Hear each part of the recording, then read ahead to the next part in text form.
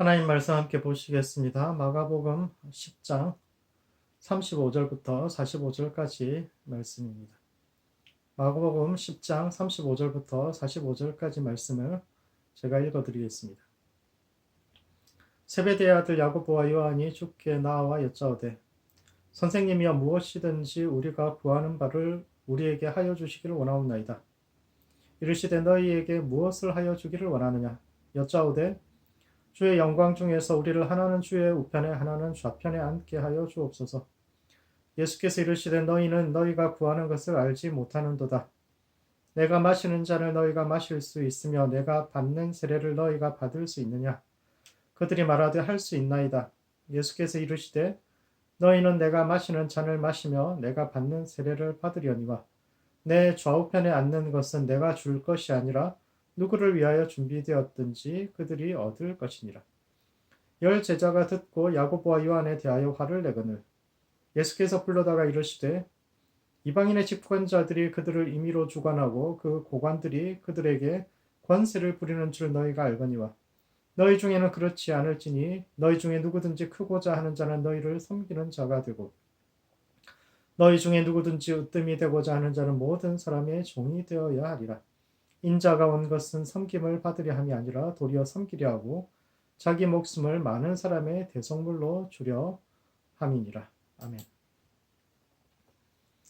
본문은 예수님께서 예루살렘을 향해 올라가던 길에 있었던 마지막 사건입니다. 예루살렘으로 올라가는 길의 처음과 마지막에는 맹인이 눈을 뜨는 이야기가 있는데 이는 제자들에게 감겨진 영적 눈이 뜨여져야 한다는 뜻이고 그 사건을 제외하면 본문이 마지막 사건인데 이 말씀이 오늘을 살아가는 우리의 삶과 신앙에 던지는 의미가 무엇인지에 대해 함께 생각해 보는 시간을 갖도록 하겠습니다. 첫 번째, 마가는 실패의 복음에 대해서 이야기하고 있습니다. 예루살렘 입성을 얼마 남겨두지 않은 시점에 야고보와 요한이 예수님께 나와 주의 나라에서 한 사람은 주의 오른편에 또 다른 한 사람은 주의 왼편에 앉게 해달라고 부탁합니다. 복음서에 그려진 사도들의 모습은 늘 이런 식입니다. 신앙의 본질인 구도에는 별다른 관심이 없고 서로 높은 자리를 차지하겠다고 싸울 뿐만 아니라 정작 위기에 처했을 때는 하나같이 예수님을 외면합니다. 예수님께서 인기를 얻을 때는 옆에서 어깨에 힘을 주고 서로 그 좌우편에 앉겠다고 주장하다가 십자가에 달려 돌아가셨을 때는 정작 아무도 곁에 남아 있지 않습니다. 그러나 이것이 제자들의 모습 전부는 아닙니다. 마가가 이 글을 복음서를 쓸 무렵에 제자들은 완전히 변화된 사람들입니다. 초대교회에서 그들을 사도라고 불렀는데 사도란 보내심을 받은 자, 즉 하나님으로부터 이 땅에 파송받아서 공동체를 세우고 그 교회의 기초가 될 만큼 삶과 믿음의 모본이 되는 사람을 뜻합니다. 사도라는 것은 단지 예수님께서 이 지상에서 사역하실 때 그분과 함께 시간을 보냈던 사람을 뜻하는 것이 아니라 낯선 곳에 보내놓아도 신앙의 기초를 놓고 공동체를 세우고 사람들로부터 하나님이 보내신 사람으로 인정받을 만한 그런 삶과 인격과 신앙을 함께 두루 갖춘 사람을 사도라고 이야기합니다. 베드로만 보아도 그렇습니다. 오순절 이후 베드로는 완전히 새로운 사람이 되었습니다. 그는 한 번의 설교로 3,000명을 회개시켰으며 나면서부터 걷지 못해 성전 미문에서 구걸하던 일을 일으켰고 죽은 다비다를 살렸으며 야고보와 함께 복음을 전하다가 감옥에 갇혔지만 탈출했고 그 후에는 이스라엘을 떠나 여러 나라를 다니면서 유대인과 이방인들에게 두루 복음을 전했고 결국 로마에서 순교합니다. 이는 다른 사도들도 마찬가지입니다. 빌립은 터키에서, 바돌로메는 아르메니아에서, 도마는 인도, 마태는 페르시아에서 순교했습니다. 젊은 시절에 그들은 모두 다 세속적이고 결함이 많은 사람들이었지만 마가가 복음서를 쓰는 시점에서는 이미 모두가 변화되어서 복음의 용사들이 되었습니다. 초대교회 때부터 너무너무 존경받던 사람들, 그런 사도들로 다 변화되었는데 그럼에도 불구하고 왜 마가는 사도들의 변화되기 이전 모습, 아주 옛날 과거에 그 못난 그 모습들만 성경에 기록한 이유는 뭘까요? 오늘날 우리 모두 다 베드로나 사도들을 그다지 별 볼 일 없는 사람으로 기억하는 이유는 초대교회가 기억하던 모습이 아니라 마가가 그 과거의 모습만을 기록했기 때문인데 왜 마가는 그렇게 그들의 모습을 기록했을까요? 이는 첫 번째 마가 자신의 변화를 보여주고 있습니다. 마가는 초대교회의 중심 인물 중 한 사람입니다. 초대교회는 마가의 집 다락방에서 시작되었는데 마가의 집은 한 번에 100명이 넘는 사람들이 모여서 함께 기도할 수 있을 만큼 넓었고 또 그 수많은 사람들이 오가는데 그들의 모든 필요를 채워줄 만큼 경제적으로도 여유가 있는 집이었습니다.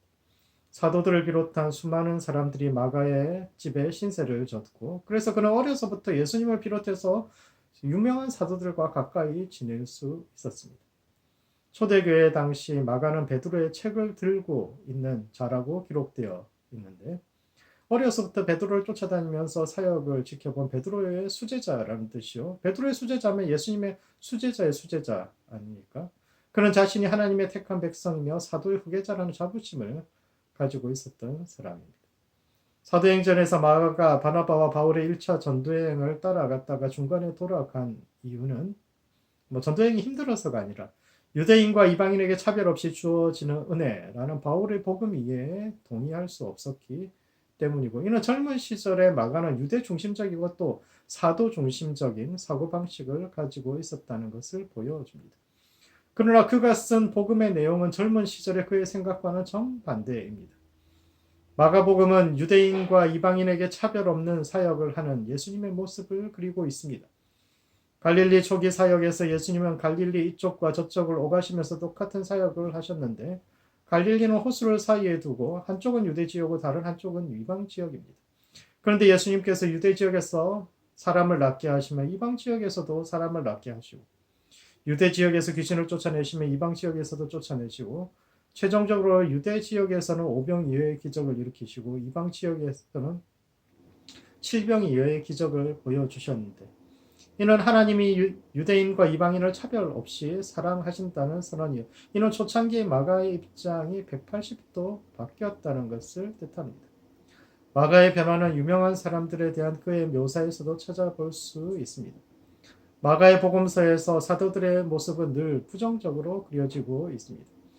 그들은 예루살렘으로 올라가는 길 위에서도 여전히 누가 더 높은가, 누가 예수님의 좌우편에 앉을 것인가를 두고 다투고 또 어린아이들이 예수님 앞에 다가오면 무시하고 쫓아냅니다. 힘 있는 사람들 앞에서는 전형적으로 약하고 약한 사람들 앞에서는 강한 그런 사람들이었습니다.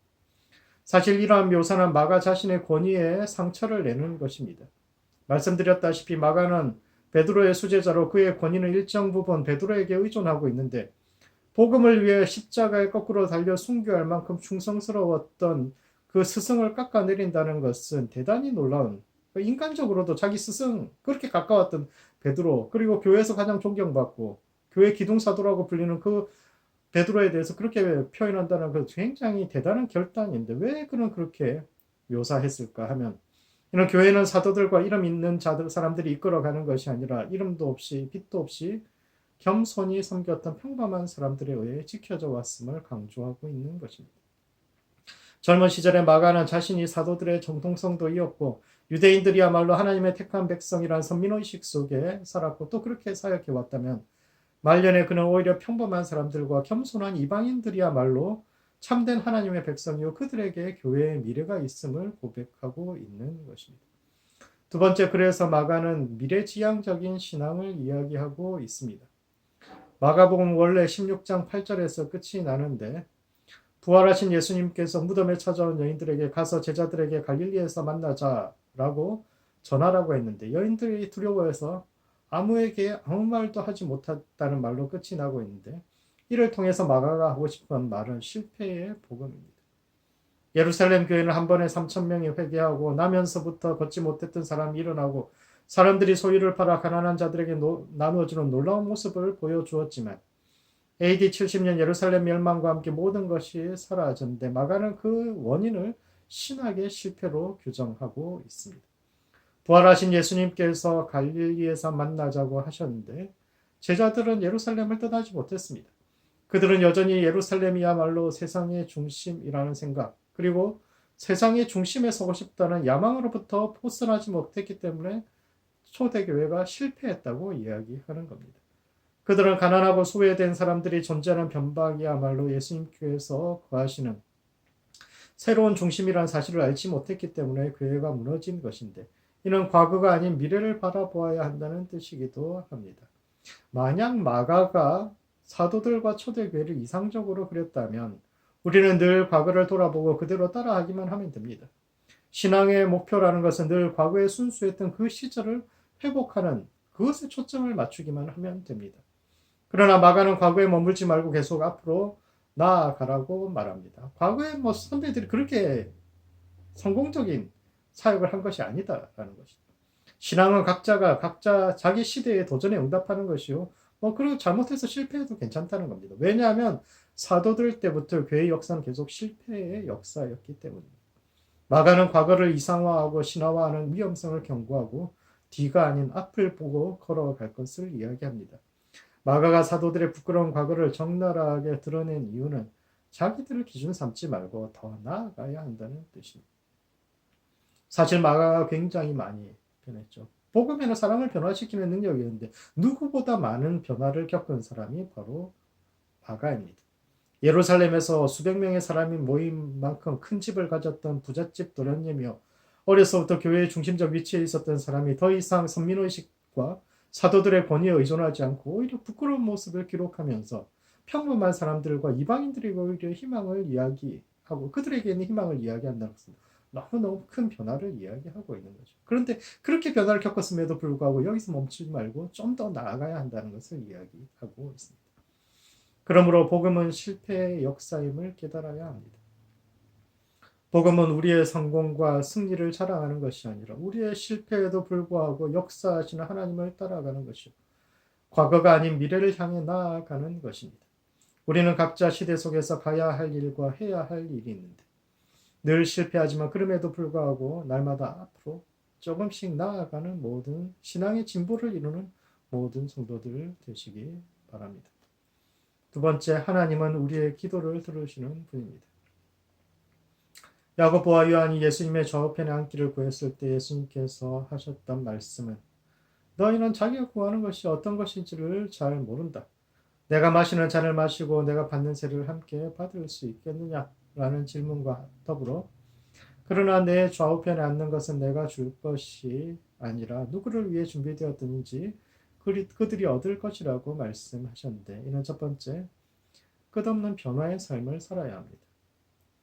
예수님의 좌우편에 앉을 수 있는 사람은 예수님의 잔과 세례를 함께 받는 사람입니다. 예수님의 잔을 함께 마신다는 것은 자신에게 주어진 삶을 최선을 다해 살아내는 것을 뜻하죠. 잔이라는 말은 예수님께서 겟세마네 동산에서 하나님 앞에 죽기 전날 기도하신 그 기도에서 나오죠. 이 잔을 내게서 옮겨 주시옵소서. 그러나 나의 원대로 마옵시고 아버지의 원대로 하옵소서라는 기도에서 잔이라는 단어가 나타나고 있는데 그때의 잔이란 자신이 해야 하는 선택, 걸어야 할 길과 인생에 관한 비유입니다. 예수님께서 자신에게 주어진 사명을 포기하지 않고 걸어갔듯이 자신에게 주어진 인생을 그 잔을 잘 감당하는 사람이 예수님 옆에 앉을 수 있습니다. 또한 그 자리는 예수님의 세례를 함께 받는 자의 것입니다. 세례란 새로운 삶을 뜻하죠. 물속에서 과거의 죄와 나를 벗고 새로운 나로 거듭나는 것이 세례입니다. 고대 사람들은 특별한 경험을 통해서 과거와는 전혀 다른 새로운 존재가 될 수 있다고 믿었는데 대개 통과 의례 속에 그런 믿음이 남아 있습니다. 남태평양의 어떤 부족들은 번지점프를 함으로써 성인이 됩니다.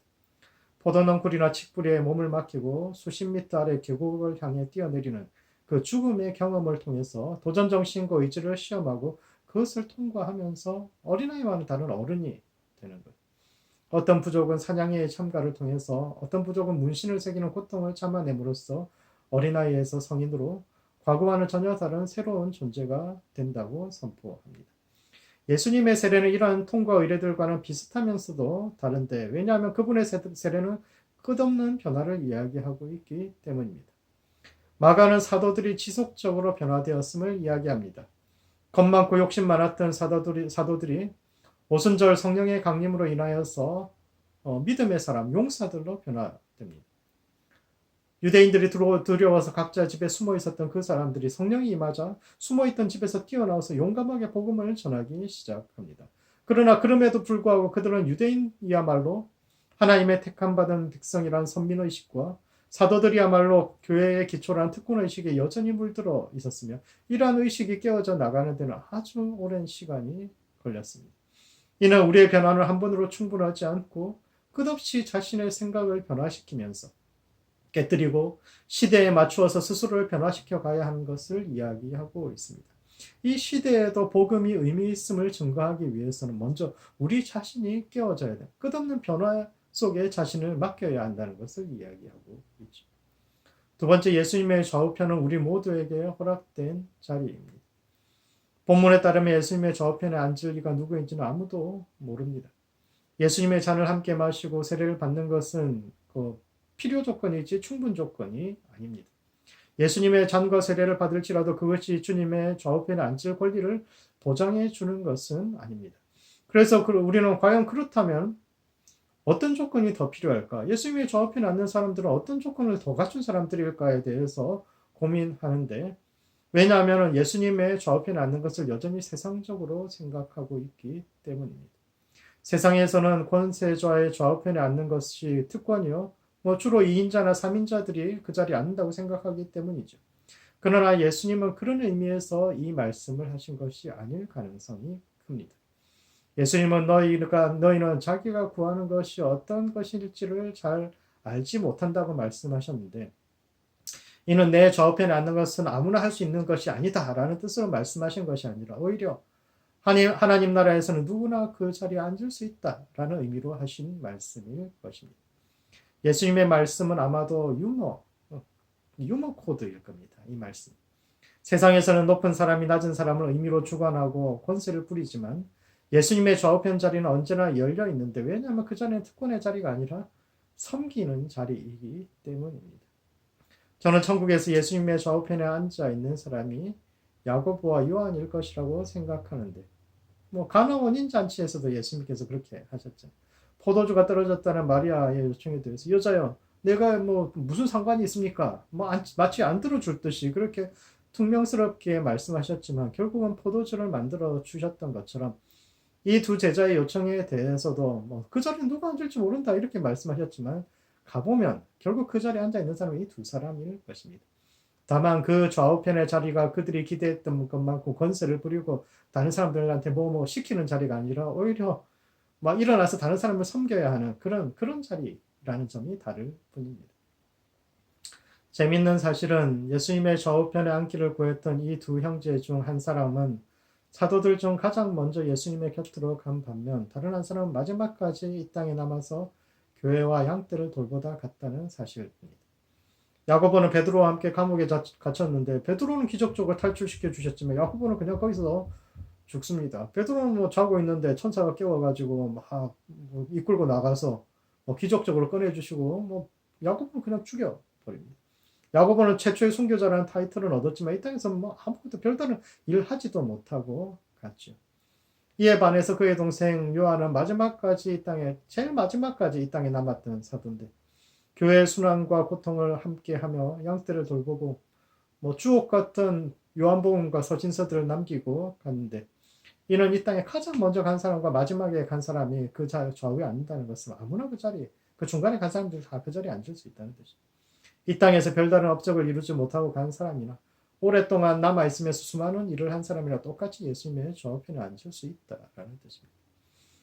그러므로 끝없는 변화의 삶을 살아야 합니다. 한두 번의 성령 체험으로 충분하지 않습니다. 우리는 날마다 자신에게 주어진 잔을 최선을 다해 마시고 또한 끊임없이 스스로를 깨뜨려 그분의 좌우편에 앉을 수 있도록 노력해야 합니다. 우리의 자리는 그분의 좌편과 우편인데 그 자리는 특권의 자리가 아니라 섬김의 자리요. 우리는 그 자리를 향해서 날마다 나아가는 모든 성도들 되시기 바랍니다. 말씀을 정리하겠습니다. 복음서가 쓰여지던 당시 이미 놀라운 믿음의 용사로 존경받던 사도들을 부끄러운 그 과거를, 지금은 아무도 모르는 그 부끄러운 과거들을 마가가 기록으로 남겨놓았는데, 이는 첫 번째 복음은 실패의 역사입니다. 과거를 이상화하지 말고 현재에 주어지는 도전에 최선을 다해 응답해야 합니다. 실패를 두려워하지 말고 미래를 향해 나아가는 신앙생활 하시기 바랍니다. 두 번째, 예수님의 저편을 향해 나아가야 합니다. 그분의 잔과 세례에 동참하는 사람은 누구나 그 자리에 앉을 수 있습니다. 왜냐하면 그 자리는 특권의 자리가 아니라 섬김과 의무의 자리이기 때문입니다. 날마다 스스로를 깨뜨려 주님 곁으로 나아가는 모든 성도들 되시기 바랍니다. 기도하시겠습니다. 기도하실 땐 먼저 스스로를 위해서 기도합시다. 예수님의 잔을 함께 마시고 세례에 동참하는 성도들 될 수 있도록 내게 주어진 매일의 도전에 최선을 다해서 응답하고 스스로를 깨뜨려 날마다 죽고 예수와 함께 다시 사는 성도들 될 수 있도록 기도하시고, 두 번째, 기도하실 때는 날마다 예수님 곁으로 나아가는 교회와 성도들 될 수 있도록 기도합시다. 주님 곁에 머물기를 소망하며 특권의 자리가 아닌 섬김의 자리를 향해 날마다 나아가는 성도와 교회 될 수 있도록 서로를 위해서 함께 기도하시겠습니다. 기도하시겠습니다.